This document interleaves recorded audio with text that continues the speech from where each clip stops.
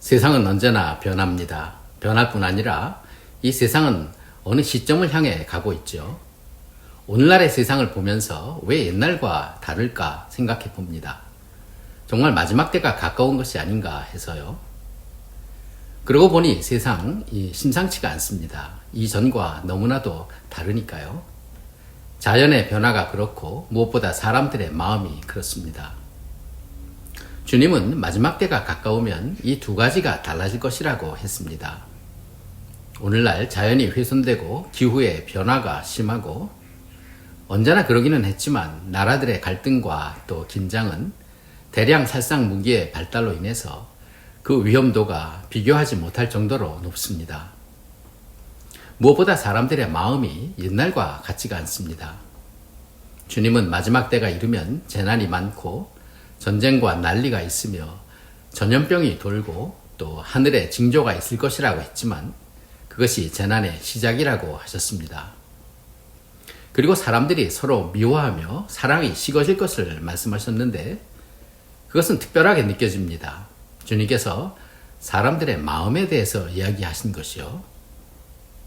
미워하는 일은 우리가 서로 부딪히는 가까운 관계 속에서는 언제나 있어 왔지만 이제는 미워하고 적대적이 되는 것이 즉각적이고 전방위적입니다. 사람들은 함부로 말하고 공격적이 되어갑니다. 마지막 적그리스도 시대에 믿는 성도들이 휴거라도 되고 나면 남아있는 자들은 극도로 날카로워지고 악해질 것을 생각만 해도 기가 막힙니다. 옛날 저희가 목숨 걸고 삼선 개헌 유신을 반대하고 데모하던 시대에도 솔직히 박정희 대통령을 그렇게 마음으로는 미워하지는 않았는데 요즘은 정치에도 미움이 넘칩니다.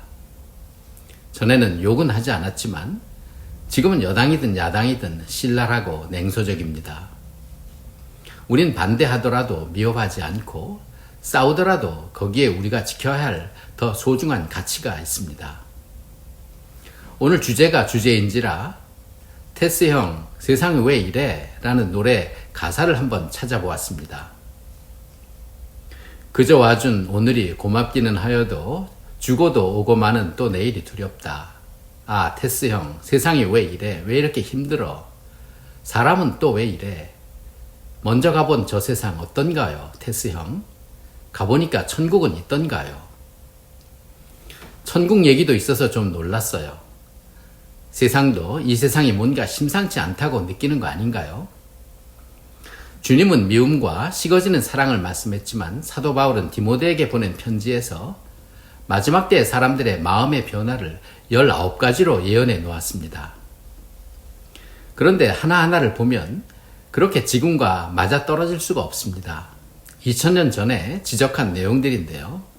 어떻게 그럴 수 있을까 새삼 감탄을 금할 수가 없습니다. 그 19가지는 사람들이 자기를 사랑하며 돈을 사랑하며 자랑하며 교만하며 비방하며 부모를 거역하며 감사하지 아니하며 거룩하지 아니하며 무정하며 원통함을 풀지 아니하며 모함하며 절제하지 못하며 사나우며 선한 것을 좋아하지 아니하며 배신하며 조급하며 자만하며 쾌락을 사랑하기를 하나님 사랑하는 것보다 더하며 경건의 모양은 있지만 경건의 능력은 부인한다고 하였어요. 미안한 말이지만 우리 한국 사람들이 스트레스가 많아서 그게 좀 더한 것 같아요. 전에 필리핀에 가니까 이런 이야기를 한답니다. 왜 한국 사람들은 그렇게 늘 화가 나 있어요? 그러고 보니 전철을 타보면 사람들의 얼굴이 하나같이 피곤하고 힘든 얼굴입니다. 우린 옛날에도 만원 버스 타느라고 많이 고생들을 했지만 사람들의 얼굴은 지금처럼 피곤해 보이지는 않았던 것 같아요. 우린 기도할 때도 인상 쓰고 찬양을 부를 때도 찡그리는 거 아시나요? 나만 그런가요? 전에 성탄 찬양을 영상으로 찍었는데 나중에 보다가 그만 충격에 빠진 적이 있습니다. 아내와 같이 불렀는데요. 우리 얼굴이 온통 찡그리고 죽상이 되어 있는 거예요. 부랴부랴 다시 웃는 얼굴로 다시 찍으려고 했지요. 지금도 찬양할 때 웃으려고 애를 많이 쓰고 있습니다. 웃는 연습도 해야 돼요. 사실 미움으로 문제를 해결할 수는 없습니다. 국가 간의 문제에서도요. 전쟁은 일어나서는 안 되는 사건입니다. 갈등과 문제가 있다고 서로 죽이는 전쟁으로 해결한다는 건 말이 안 되죠. 많은 젊은이들이 꼭 그렇게 전쟁터에 나가서 피를 흘려야 합니까? 반전 운동을 하는 사람들이 옛날에 있었는데 많은 관심을 두지 못했던 것 같습니다. 지금에야 철이 들었는지 그래야만 한다는 생각이 듭니다. 반전 작가 중에 존 바에즈, 정확하게는 조앤 바에즈라는 여자 가수가 있습니다. 화장기 없는 얼굴로 기타 하나 들고 세계를 다니며 노래를 불렀죠. 당시 한창이었던 월남전을 반대하면서요. 영국의 천재 작곡가 엘튼 존도 그 중에 한 사람이었습니다. 그가 남긴 수많은 히트곡 중에 다니엘이라는 노래가 있는데 여기 다니엘은 성경에 나오는 다니엘과는 상관이 없습니다.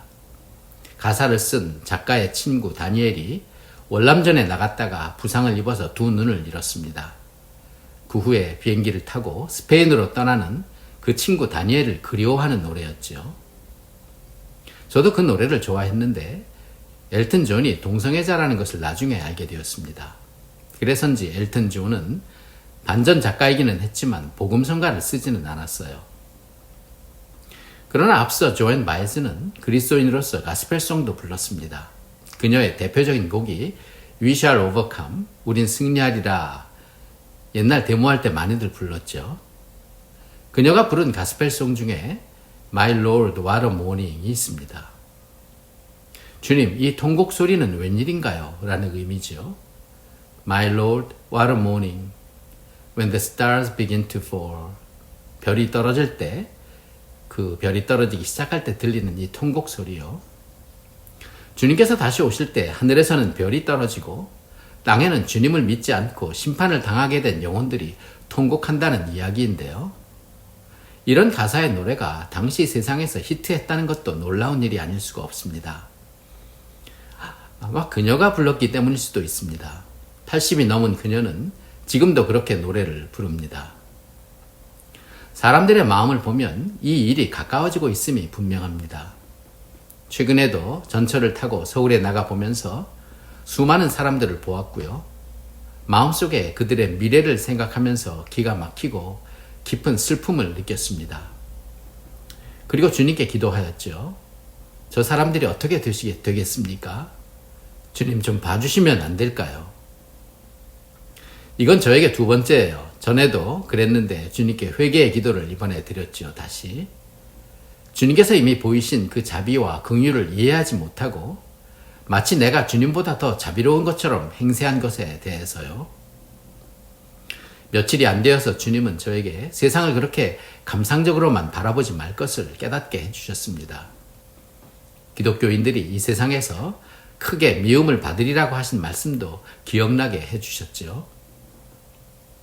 사람들의 마음은 세상에서 절망을 느낄수록 더욱 악해질 것입니다. 우리는 가련한 인생들을 위해 기도하고 주님의 사랑과 위로와 복음을 전해서 한 영혼이라도 구원해야 할 사명이 있습니다. 그리고 우리 자신들은 구원의 믿음을 흔들리지 않고 붙잡고 또 우리의 마음을 다스리기 위해 해야 할 일이 있습니다. 그것이 무엇보다도 바로 감사예요. 바울이 기가 막히게 지적한 마지막 때 19가지 중에 7번째가 감사하지 않는다는 것입니다. 어느 때보다도 많은 혜택을 누리는 지금, 더구나 어느 나라보다 그런 우리 한국 사회가 불평이 많은 것은 웬일인지요? 감사한다는 말은 그렇게 매력적이고 튀는 단어는 아니지만 여기엔 매우 깊은 능력이 숨어 있습니다. 우리의 마음을 치유하는 능력이 여기에 있어요. 감사하기만 해도 이 19가지의 문제들을 극복할 수 있다는 생각입니다. 만약에 이미 내가 가지고 있는 것과 누리고 있는 것을 기억하며 산다면 또 그리고 그것이 누구보다도 또 과거 어느 시절보다도 풍성하다는 것을 생각한다면 우리의 마음은 많이 누그러지고 여유 있어질 것입니다. 그리고 이 모든 마음의 문제들이 얼음 녹듯이 녹아버리게 될 것입니다. 우리는 도대체 이 이상해진 마음을 감사로 이길 수 있을 것입니다. 감사하면 물질에 잡히지 않게 되고 경건한 삶을 살 수 있고요. 감사하면 겸손하고 자비로워지게 되고요. 감사하면 조급하거나 화를 내지 않게 될 것이니까요. 또 감사하면 더 가지려고 무리하지 않고 삶이 가벼워질 것입니다. 내가 더 가져야만 되는 이유가 어디 있습니까? 나 자신을 다시 한번 보세요. 지금 이제 이것이 어디입니까? 구원받은 것으로도 우린 인생에서 이미 성공한 사람이 되어 있습니다. 그리고 언제나 내 편이 되어주시는 주님을 소유한 자이고요. 그리고 주님께서는 감사하는 자에게 얼마든지 더 많은 축복을 누리게 하십니다. 감사는 우리를 이기게 할 뿐 아니라 또 더 풍성하게 해주니까요. 촛불을 보고 감사하면 별빛을 주시고, 별빛에 감사하는 자에게 달빛을 주시고, 달빛에 감사하는 자에게 햇빛을 주시고, 햇빛에 감사하는 자에게 영원히 지지 않는 주님의 은혜의 빛을 주신다. 이거 스펄전 목사님의 설교 중에 있습니다. 추수감사절을 국경일로 만든 미국의 번영은 누구도 부인할 수가 없을 것입니다. 그 비결이 그들이 늘 입에 달고 사는 땡큐일 겁니다. 그 사람들은 no라고 말할 때도 no thank you를 붙이지요. 말에 권세가 있다는 것을 아는 사람이라면 하루에도 수백억 마디의 thank you가 그 대륙에 선포되는 것으로 나타날 능력과 효과를 한번 생각해 보십시오. 바울도 그가 가진 일체의 비결이 자족하는 것이라고 하였습니다. 저는 젊었을 때 미국에서 살면서 한때 하우스 오브 북스란 어떤 서점을 운영했는데요. 어느 날 한 여자아이가 책을 한 권 사갔습니다. 그런데 조금 뒤에 엄마하고 다시 찾아온 거예요. 카운터 제 앞에 서길래 혹 뭘 바꾸러 온 건가 생각했는데 엄마가 아이에게 이렇게 말했어요. 뭐라고 해야 하지? 그랬더니 그 아이가 수줍은 목소리로 Thank you 하는 거예요. 그러니까 엄마가 제게 웃으면서 그 아이를 데리고 갔죠. 그 아이가 좀 전에 돈을 내고 책을 사고는 나에게 Thank you라는 말을 안 한 거예요. 그걸 알고 그 엄마가 다시 데려와서 아이에게 그 말을 내 앞에서 시킨 겁니다. 전 그때 일이 아직도 잊혀지지가 않아요. 그날 저는 무섭다는 느낌을 받았습니다. 이 나라가 무서운 나라로구나. 우리도 불평하는 말을 하지 말고 아이들에게도 감사하는 것을 가르쳐야 합니다. 하나님뿐 아니라 옆에 있는 사랑하는 사람들 모두에게 우리는 감사를 말해야 합니다. 속으로 생각만 하지 말고요. 혹 저녁 식사를 한 후에 잘 차려준 아내에게 수고했다고 고맙다고 말씀을 해 주시나요? 우리가 받은 것 중에 당연한 것은 없고 내가 감사를 말하지 않아도 되는 사람은 없습니다. 아무리 부족하고 문제가 많은 사람도 감사를 말할 줄 아는 사람이라면 가능성이 있고 소망이 있습니다. 아주 오래전에 남선교회 산상기도회에서 당시 주님께 은혜와 능력을 구했을 때 주님께서 주셨던 말씀이 평생 잊혀지지 않습니다. 그때 주신 말씀이 너는 먼저 감사하는 자가 되라 하였거든요. 빌립보서에 있는 감사함으로 구하라는 말이 그 말이에요. 감사를 잃어버린 이 시대의 분위기에 넘어가면 안 됩니다. 너희는 이 세대를 본받지 말라고 하셨습니다. 무엇보다도 먼저 감사하는 자가 되십시오. 감사는 해도 되고 안 해도 되는 말이 아닙니다.